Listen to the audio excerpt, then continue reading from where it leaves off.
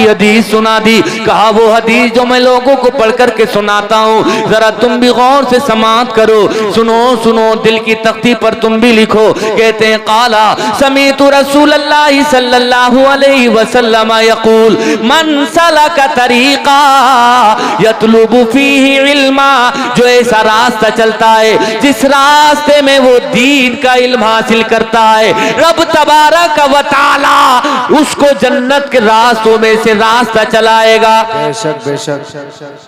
व इन्नल मलाइकता लतदउ अजनिहता रिदन लितालिबिल इल्म, और फरिश्ते अपने पर बिछा दिया करते हैं उसके इस्तकबाल के लिए।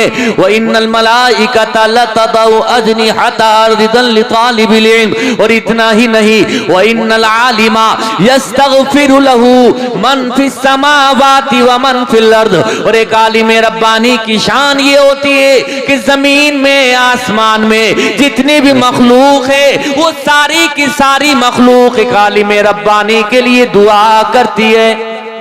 बेशक बेशक। ये मकाम और ये शान है इल्म दीन हासिल करने वाले का, कुरान पढ़ने वाले का।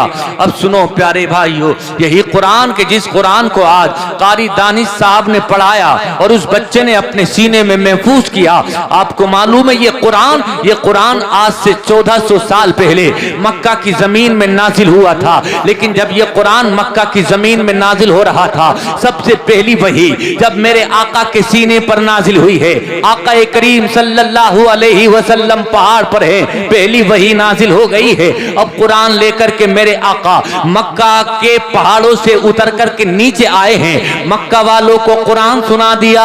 लेकिन जब मक्का वालों को मेरे आका ने पढ़ करके कुरान सुनाया, मक्का वाले सुन करके दंग रह गए, हैरत ज़दा रह गए कि हम भी अरबी नस्ल हैं, हम भी बड़े फसीह हैं, बड़े बलीग हैं, लेकिन जैसा कलाम मोहम्मद ने ला करके सुनाया है इस कलाम का कोई जवाब नहीं है। ये कुरान तो सीधे सीधे दिलों पर अटैक करता है, सीधे सीधे दिलों की दुनिया को ज़ेरो ज़बर कर देता है। कहा कुरान को रोको, कुरान को रोको, लेकिन कुरान की तालीमात को रोका कैसे जाए, कुरान की आवाज पर पाबंदी कैसे लगाई जाए, कुरान के पैगाम को आगे बढ़ने से कैसे रोका जाए। मेरे आका ने मक्का में आकर के जब कुरान सुनाना शुरू किया है, जो भी कुरान को सुनता है कुरान के अल्फाज उसके सीने में उतर जाते और हमेशा हमेशा के लिए वो मुस्तफा का गुलाम बन जाता है। कहा रोको, कुरान को रोको, कुरान पर पाबंदी लगाओ, कुरान की तिलावत पर पाबंदी लगाओ। अब कुरान की तिलावत पर पाबंदी लगाई जाने लगी। कहा जो भी कुरान पढ़ता हुआ मिले उसको मारो, कोड़ों की बरसात कर दो, जीना दुश्वार कर दो, जीना मुहाल कर दो, कंकर मारो, पत्थर मारो, लेकिन कुरान पढ़ने दो, कुरान पढ़ने ना दो। जो भी कुरान पढ़ता है कुरान पढ़ने से रोको, जो भी कुरान की आवाज को आगे बढ़ाने की कोशिश करता है फांसी के फंदे पर लटका दो उसको, लेकिन कुरान को मक्का की गली से आगे बढ़ने ना दो। ऐ लोगों, आप हैरत में पड़ जाएंगे। वही कुरान के जिस कुरान को मिटाने की बात की जा रही थी, वही कुरान जिस कुरान के ताल्लुक से यह ऐलान किया जा रहा था इस कुरान को मक्का से आगे बढ़ने नहीं दिया जाएगा।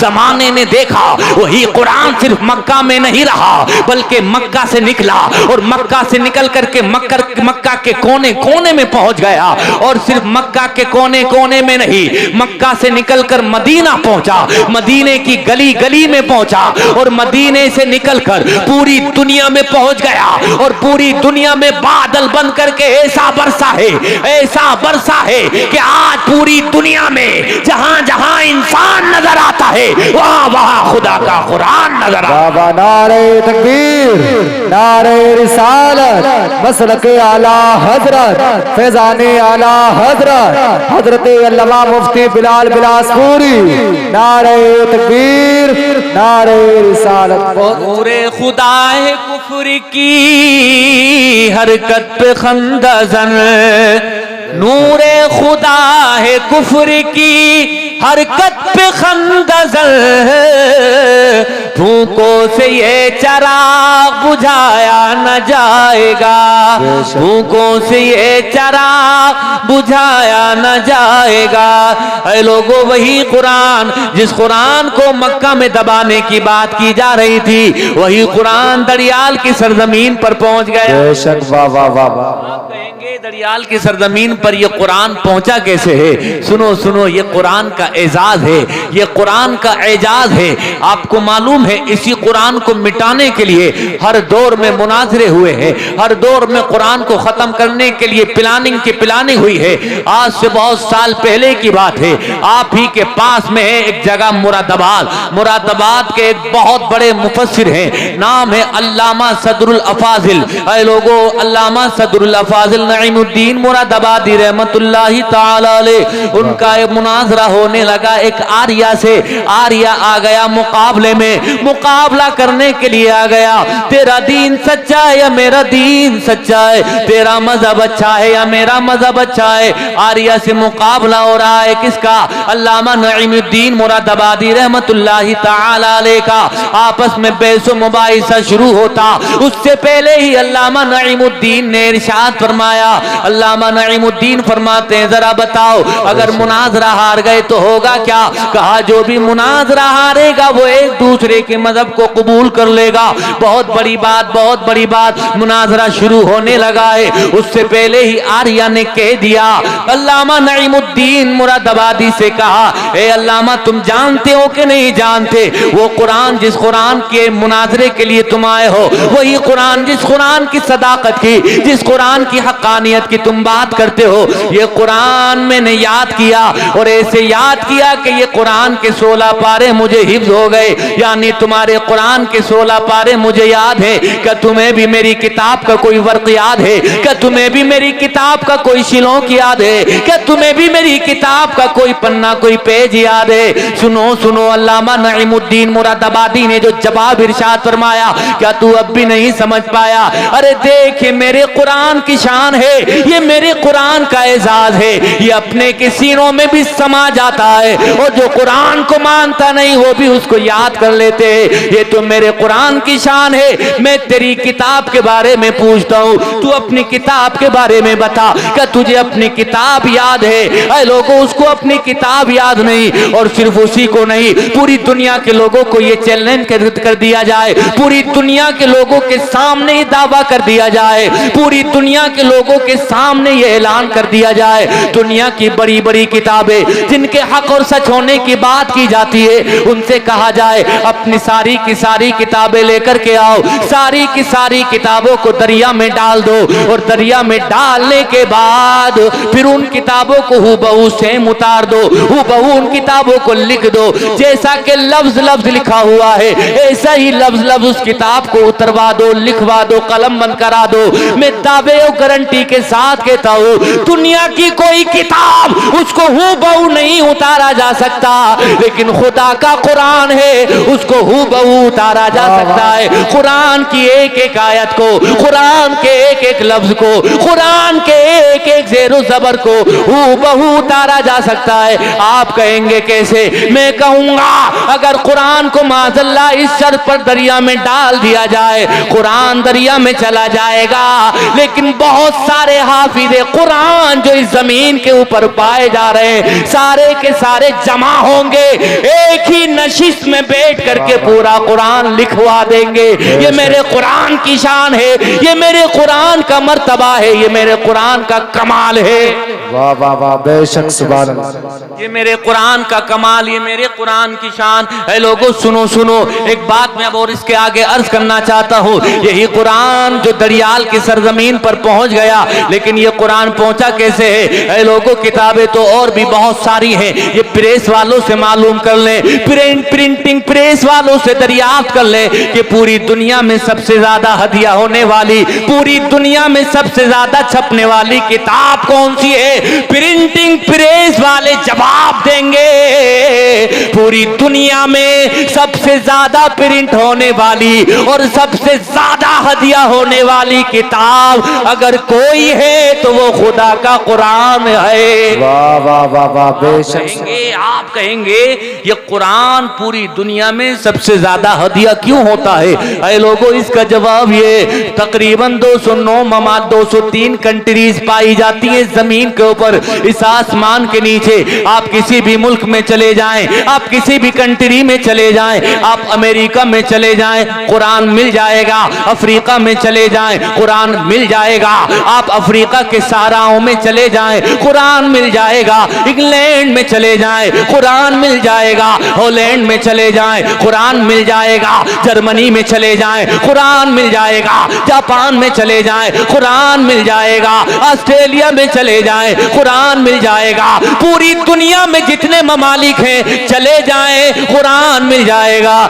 ऐ लोगों, इस बात से एक बात समझ में आती है, कुरान दुनिया की हर जमीन में, दुनिया के हर कोने में, दुनिया के हर गोशे में मिल जाएगा। इसकी वजह यह है कि हर कौम की, हर मुल्क की, हर इलाके की जरूरत का नाम कुरान है। इसलिए मेरा कुरान हर इलाके में नजर आ रहा है, हर खित्ते में नजर आ रहा, हर हिस्से में नजर आ रहा है। ये शान है तो मेरे तुम्हारे कुरान की शान है।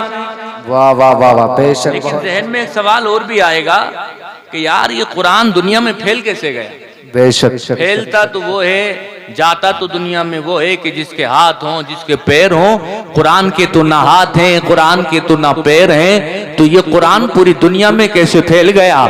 ये इंटरनेट का जमाना, ये तो 50-100 साल पुराना जमाना है। ये मोबाइल का युग, ये तो 20-50 साल का जमाना है। इससे पहले अखबार का जमाना था। लेकिन 1400 साल पहले मक्का की जमीन में यह कुरान नाजिल हुआ था। तो मक्का की जमीन से ये कुरान हम तक, आप तक कैसे आ गया? मैंने आलम तसव्वुर में सवाल किया, एक कुरान तो हिंदुस्तान में कैसे आया?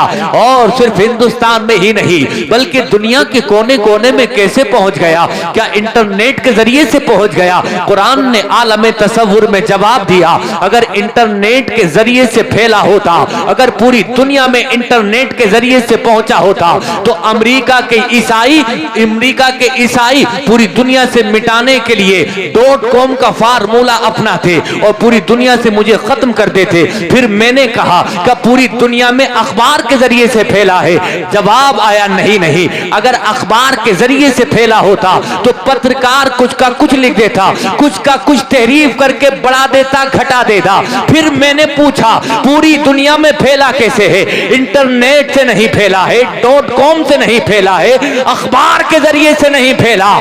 कुरान पूरी दुनिया में कैसे फैला? तो कुरान जवाब देता है, अखबार के जरिए नहीं, हाफिज कुरान के जरिए फैल गया हूं। नारे तकबीर, नारे रिसालत, मसलके आला हजरत, फैजाने आला हजरत, हजरत अल्लामा मुफ्ती बिलाल बिलासपुरी।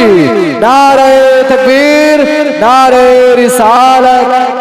पूरी दुनिया में फैला हूं तो अखबार के जरिए नहीं, हाफिज कुरान के जरिए फैला हो। अब सुनो प्यारे भाइयों, यही कुरान जो पूरी दुनिया में हाफिज कुरान के जरिए से फैल गया, यही कुरान, इसकी कुरान की तालीमात पर अमल किया करें। कुरान को लम्हा लम्हा कुरान को पढ़ा करें। कुरान की तिलावत को हर हिर्ज़े जां बनाया करें। सुबह हुआ करे तो कुरान पढ़ा करें, शाम हो जाया करे तो कुरान पढ़ा करें। कोई मुसीबत का पहाड़ टूट जाए तो कुरान पढ़ा करें। कुरान की तिलावत को अपने सीने से लगाया करे। आज अफसोस के साथ कहना पड़ता है, हम कुरान पढ़ते नहीं है, लेकिन पढ़ते हैं तो मैयतों के मौके पर पढ़ते हैं, पढ़ते हैं तो तीजे के मौके पर पढ़ते हैं, पढ़ते हैं तो 20वें के मौके पर पढ़ते हैं। यही कुरान जिसको हम पढ़ते हैं या तो 40वें का मौका होता है तब पढ़ते हैं। मेरे कहने का मतलब ये नहीं है कि 10वें में कुरान पढ़ना नहीं चाहिए, तीजे में कुरान पढ़ना नहीं चाहिए। नहीं, हरगिज़ मेरा मतलब ये नहीं। मेरा कहने का मतलब तो यह है कि कुरान को तीजे में भी पढ़ा जा सकता है, 10वें, 20वें, 40वें में भी पढ़ा जा सकता है। लेकिन काश तुम इस कुरान से जीना सीख जाते, अपनी जिंदगी में इस कुरान को पढ़ते तो दुनिया में भी कामयाब हो जाते, कब्र में भी सुरखरू हो जाते। अरे लोगों, ये कुरान ताकों में सजाने के लिए नहीं है, हर लफ्ज को सीने में बसा लो तो बने बात। हर लफ्ज को सीने में बसा लो तो बने बात, ताकों में सजाने को ये कुरान नहीं है, ताकों में सजाने को ये कुरान नहीं है। ऐ लोगों, लम्हा लम्हा कुरान पढ़ा करो, कुरान की तिलावत किया करो, कुरान को सीने से लगाया करो। कुरान को सीने से लगाओगे, कुरान की तिलावत करोगे तो होगा क्या? एक हदीस शरीफ समात कर ले, फिर उसका तर्जुमा समात कीजिएगा। मेरे आका इरशाद फरमाते हैं, ला तजअलू बुयूतकुम मकाबिर इन्न शैतान यनफिरु मिनल बैतिल्लज़ी तुक़रउ फीही सूरतुल बक़रा। ऐ लोगों, मेरे आका की जबान खुली, वही जबान जिस जबान के ताल्लुक से बरेली के आला हजरत इरशाद फरमाते, वो जबान जिसको सब कुन की कुंजी कहे, वो जबान जिसको सब कुन की कुंजी कहे, उसकी नाफिज हुकूमत पे लाखों सलाम। ऐ लोगों, मेरे आका की जबान खुली, मेरे आका ने अपने गुलामों से इरशाद फरमाया, ऐ मेरे गुलामों, ऐ मेरा कलमा पढ़ने वालों, ऐ मुझसे मोहब्बत करने वालों, ला तजालू बुयूतकुम मकाबिर, अपने घरों को कब्रिस्तान न बनाओ। जी क्या फरमाया हमारे आपके आका ने? अपने घरों को, जोर से बोलें, कब्रिस्तान ना बनाओ। ऐ लोगों, मुहद्दिसीन ने इस हदीस की शरह में लिखा है कि घरों को कब्रिस्तान ना बनाओ। इसका क्या मतलब है? फरमाया, इस हदीस के मेरे आका के दो मतलब हैं। पहला मतलब तो ये है, जिस तरह से तुम कब्रिस्तान में जाते हो, कब्रिस्तान में जाकर के देखते हो सन्नाटा पसरा हुआ होता है, किसी के बोलने की आवाज नहीं आती, वहां से किसी के शोर शराबे की आवाज नहीं आती, गुफ्तगू की आवाज नहीं आती, किसी तरह की आवाज नहीं आती, वो शेर खामोशा है कब्रिस्तान। फरमाया मेरे आका ने, जिस तरह से कब्रिस्तान में से किसी की आवाज नहीं आती है, इसी तरह से तुम्हारे घर नहीं होना चाहिए, बल्कि तुम्हारे घरों से खुदा के कुरान की तिलावत की आवाज आनी चाहिए। यानी खुदा का कुरान पढ़ा करो। जब खुदा का कुरान पढ़ोगे, खुदा के कुरान पढ़ने की आवाज तुम्हारे घरों से पैदा हो जाएगी। वाह वाह वाह वाह, बहुत अच्छा। और दूसरा मतलब ये हदीस का मुहद्दिसीन फरमाते हैं कि जब तुम्हारे मुर्दे इंतकाल कर जाएं, जब तुम्हारे घर में किसी अजीज का, किसी साथी का इंतकाल हो जाए, तो उसको घर में दफन ना किया करो, बल्कि मुसलमानों के जो कब्रिस्तान है, मुसलमानों के कब्रिस्तान में उनको दफन किया करो। ये मेरे आका फरमा रहे कि अपने घरों को कब्रिस्तान ना बनाओ। लेकिन जरा गौर कीजिए, आज हम घरों में कुरान पढ़ते हैं कि नहीं पढ़ते? जवाब मिलेगा अक्सर ऐसे कि कुरान नहीं पढ़ते। हमारी माँ बहनों को जहेज में कुरान दिया जाता है, लेकिन कुरान को 8वें दिन पढ़ा जाता है। कुरान को कब पढ़ा जाता है? जब जुमा का दिन होता है, नमाज पढ़ने के बाद बैठ गए, चलो रुकू दो रुकू पढ़ लें, तो ये कुरान 8वें दिन पढ़ने के लिए नहीं है, बल्कि कुरान की रोजाना तिलावत करने के लिए है। मैं आपसे कहता हूँ कि हर घर में आज झगड़ा नजर आ रहा है, बेटा बाप से खफा नजर आ रहा है, बेटी माँ से उदास उदास नजर आ रही है, खफा नजर आ रही है। घर है, लोगों लड़ाई और झगड़े का अड्डा बने हुए, बहुत सारे लोग हैं, कमाई बहुत करते हैं, शिकायत करते हैं, कमाई तो बहुत की जाती है, बरकत नहीं होती, ये नारा बहुत लोग देते हैं, ये बात बहुत सारे लोग करते हैं, सुबह से लेकर शाम तक मेहनत की जाती है, लेकिन कमाई में बरकत नहीं होती। दिल की तख्ती पर लिखिएगा मेरा ये जुमला, मैं आपसे कहना चाह रहा हूँ, ये झगड़ा कौन कराता है, ये फसाद कौन कराता है, ये घरों में आपस में तनाजा कौन कराता है? जवाब होगा, ये शैतान का काम है। यानी शैतान घरों में झगड़े करा दिया करता है। मेरा कुरान इरशाद फरमाता है, कुरान में रब तबारक व तआला इरशाद फरमाता है, इन्नमा युरीदु शैतान अन युक़िया बैनकुमुल अदावत वल बग़दा।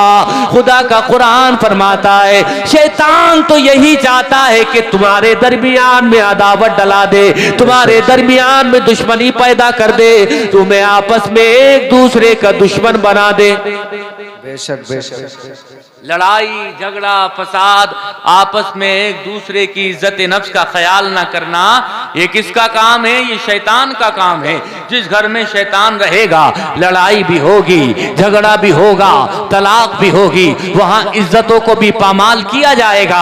आप चाहते हैं कि लड़ाई ना हो, झगड़ा ना हो, फसाद ना हो, मोहब्बत का गहवारा बन जाए तुम्हारा घर, तो कुरान पढ़ा करो, कुरान पढ़ा करो। आज हम लोग बाबाओं के पीछे, मियाओं के पीछे, पीरों के पीछे भाग रहे हैं कि बरकत नहीं होती, बरकत नहीं होती, कमाई बहुत की जाती है, बरकत नहीं होती। कभी बेटे पे असर, कभी बेटी पे असर, कभी बेटे पे जिन्नात, कभी बेटी पे जिन्नात। ऐ लोगों, फिर हम झूठे बाबाओं के पास, झूठे पीरों के पास जाते तो वो इलाज का तदबीर करते, कहते हैं अगर अपने घर से जिन भगाना चाहते हो, आसेब को दूर करना चाहते हो, शैतान को अपने घर से भगाना चाहते हो, तो अपने घर में मिर्च लटका दो, दरवाजे पर नींबू लटका दो, और एक बहुत खतरनाक सी शक्ल बना करके एक मिट्टी की हांडी पर दरवाजे पर लटका दी जाती है। ये किसी मुस्लिम का तरीका नहीं है, किसी मुस्तफा के गुलाम का तरीका नहीं है। ऐ लोगों, मिर्च लटकाना, नींबू लटकाना,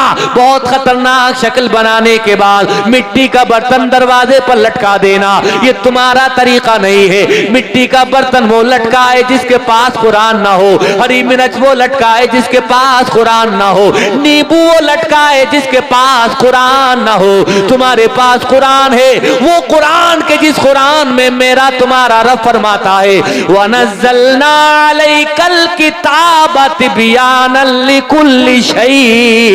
ए हबीब, हमने आपके सीने पर वो कुरान नाजिल किया है जिस कुरान में हर चीज का बयान मौजूद है। ऐ लोगों, इस कुरान में हर चीज का बयान मौजूद है। किसी पर आसेब आ जाए, इसका भी बयान मौजूद है। कोई बीमार हो, उसका भी बयान मौजूद है। कोई परेशान हो, उसकी परेशानी को कैसे दूर किया जाएगा, इसका भी इलाज मेरे कुरान में मौजूद है। कोई बीमार है, लाइलाज है, उसका इलाज कौन सी सूरत से किया जाएगा, ये मेरे तुम्हारे कुरान में मौजूद है। कैसे मौजूद है, जरा एक हदीस समाअत कर ले।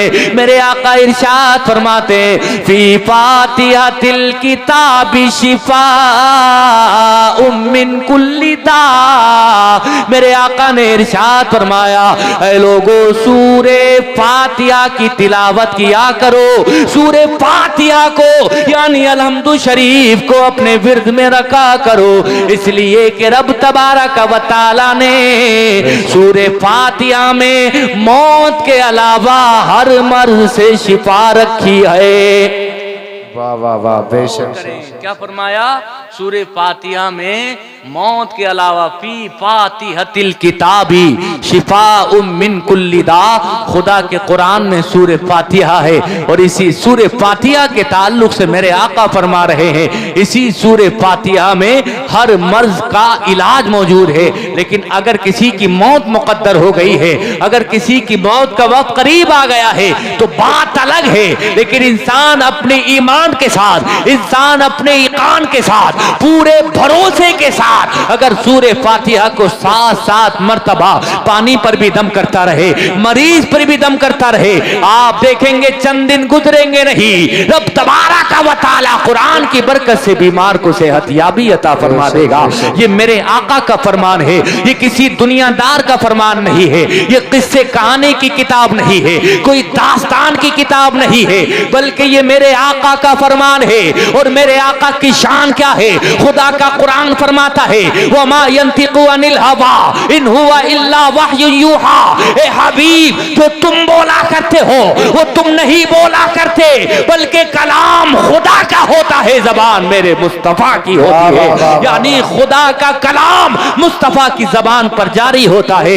ऐ लोगों, मेरे आका की जबान के ताल्लुक से एक और शायर मोहब्बत अर्ज करते हैं, जो फरमा दिया है मेरे मुस्तफा ने जो फरमा दिया है, मेरे मुस्तफा ने खुदा की कसम वो बदलता नहीं है, खुदा की कसम वो बदलता नहीं है। मेरे आका ने फरमा दिया तो वो अटल है, अपनी जगह मुसल्लम है, वो कभी बदल नहीं सकता।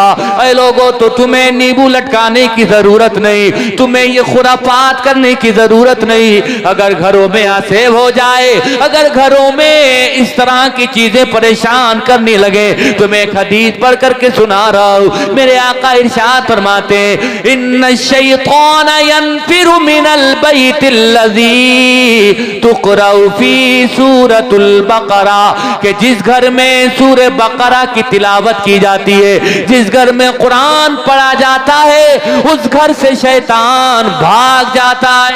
वाह वाह वाह, बेशक। तो कुरान पढ़ो, कुरान की तिलावत को सीने से लगाओगे, कुरान को हिफ्ज़ जां बनाओगे, सुबह होगी कुरान पढ़ोगे, शाम होगी कुरान पढ़ोगे, एक वक्त आएगा मोहब्बतों का गहवारा बनता हुआ नजर आएगा।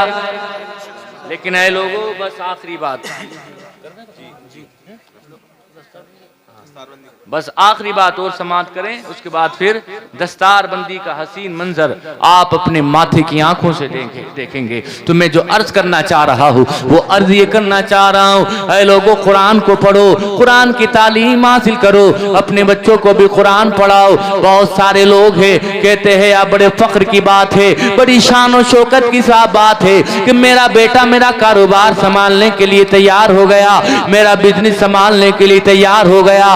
लोग फख्र के साथ कहते हैं, मेरे अपने बेटे को बिजनेस संभालने के लिए तैयार कर दिया, कारोबार संभालने के लिए तैयार कर दिया, तिजारत संभालने के लिए तैयार कर दिया, जमीन खेती बाड़ी संभालने के लिए तैयार कर दिया। जब ये बातें हम सुनते हैं तो हम कहते हैं बड़ी खुशी की बात है, तेरा बेटा तैयार हो गया, तेरा बेटा इस बात के लिए रेडी हो गया कि जमीन संभालेगा, कारोबार संभालेगा, बिजनेस संभालेगा, घर बार संभालेगा, पैसा कौड़ी रत्ती संभालेगा। लेकिन बहुत खुशी और अफसोस की बात भी है इस बात में कि तूने अपने बच्चे को सारी चीजों के लिए तैयार कर दिया, क्या तूने अपने बेटे को अपनी नमाज जनाजा पढ़ाने के लिए भी तैयार किया है या नहीं किया है? इस सवाल का जवाब भी लेना पड़ेगा। अपने बच्चों को अपनी नमाज जनाजा पढ़ाने के लिए भी तैयार करो, यानी हिंदी भी पढ़ाओ, इंग्लिश भी पढ़ाओ, मैथ भी पढ़ाओ, साइंस भी पढ़ाओ, ज्योग्राफी भी पढ़ाओ, लेकिन साथ ही साथ कुरान भी पढ़ाओ। बिजनेसमैन भी बना दो, डॉक्टर भी बना दो, मास्टर भी बना दो, इंजीनियर भी बना दो, लेकिन साथ ही साथ कुरान भी पढ़ा दो, ताकि तक कल तुम्हारा इंतकाल हो जाए, जब तुम जनाजे की चारपाई पर पड़े हो तो तुम्हारा ये बेटा आगे बढ़ कर के तुम्हारी नमाज जनाजा पढ़ा सके। जब सारे लोग पीछे खड़े हो, तुम्हारा ये बेटा सबसे आगे आकर के तुम्हारी जनाजे की नमाज पढ़ा रहा हो और खुदा से अर्ज कर रहा हो, मौला ये मेरा बाप है, ये गुनाहगार था, सियाकार था, बदकार था, लेकिन मौला तेरे कुरान का सदका, मौला तेरी कुरान की पाकीज़ा आयतों का सदका, मौला इस कुरान की तिलावत की बरकत से मेरे बाप की मग़फ़िरत फरमा दे। ये रोता चला जा रहा है, ये आंसू बहाता चला जा रहा है, रब तबारक व तआला से फरियाद करता चला जा रहा है, ये जमीन पर रो रहा है, आसमानों में ऐलान होगा, ए फरिश्तों गवाह हो जाओ, मैंने इसके बाप को माफ कर दिया है, इसके बाप के गुनाहों पर माफी का कलम फेर दिया। बेशक बेशक, सुभान अल्लाह। दुनिया